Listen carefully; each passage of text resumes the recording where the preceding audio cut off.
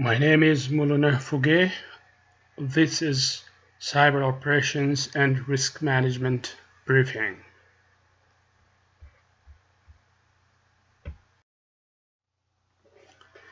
Identification of the software assurance needs and expectations of the organization.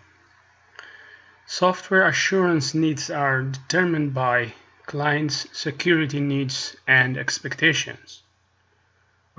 Organizations expect the software assurance process would address all known software vulnerabilities.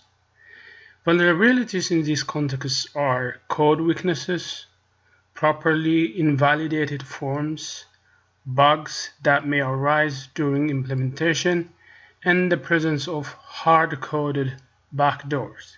Therefore, all organizations expect the software assurance process would address the above vulnerabilities. Description of key attributes of current software development lifecycle.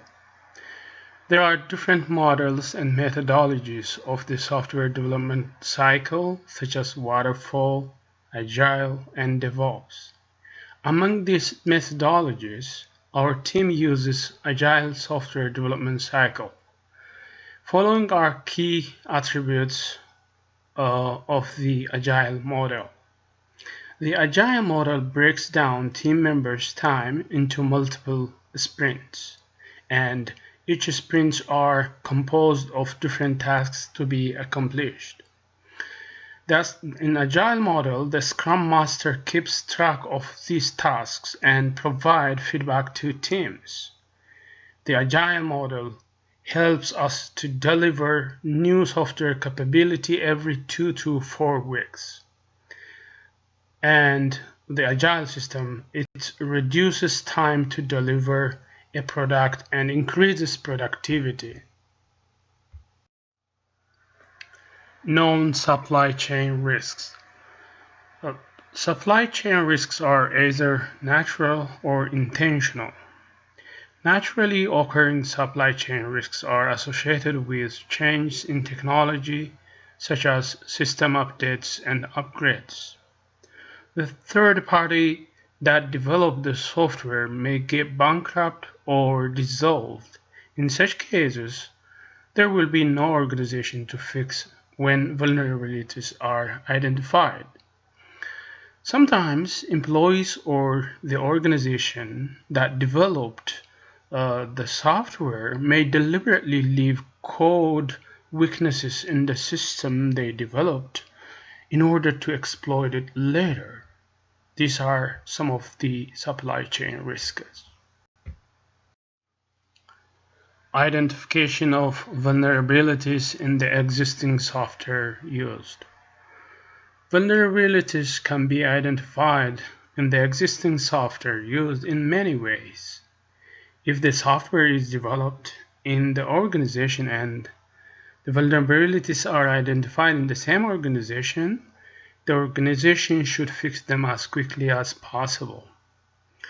If the software is developed by the third party, vulnerabilities may be reported online. There are databases of known vulnerabilities.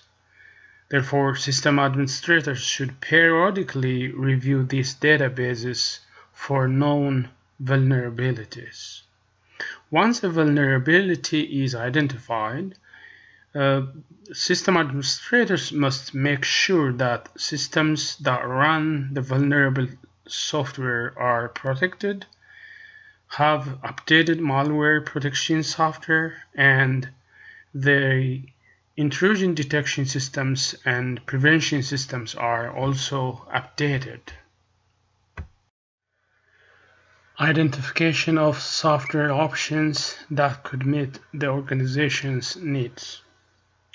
Organizations can meet their need of software options in various ways. The first option is developing the software in the organization within the same organization. However, this requires a lot of human resource, finance, and time. The main advantage of this option is that it provides a full control over the software. Organizations can outsource the system development based on their own needs. The advantage of this approach is that it is less costly and all the burden of development would be taken by others. However, it has disadvantages. One of its main disadvantages is that those who develop may not exist when they are needed. Therefore, organizations may be forced to use an exploitable system or forced to buy a new system. The third option is buying software from known developers or known vendors. This approach is easy and cheaper, but it has similar disadvantage as the one mentioned above. Software options and recommendations. There is no one-size-fits-all solution for software options. Software options depends on the purpose of the software and the expressed need of the organization. If a need can be addressed by signing service use agreement, organizations shouldn't spend a lot of time and resource when they can buy it with cheaper cost. If the software is required for a highly classified purpose, countries can still outsource the development and maintenance of the system to private companies. However, if disclosing the classified purpose is risky or if they already have a development team, organizations or countries for that matter can develop the software themselves. Recommendations in risk operations management. Security must be cost-effective. No organization can have infinite resources. Nevertheless, organizations should allocate sufficient amount of funds for security. Organizations must practice secure personnel management policy. Organizations must also ensure that their overall security policy, human resource policy, security awareness training policy, patch and configuration management policy, software development systems, and supply chain management systems are efficient and effective. This is all for today. Thank you for watching.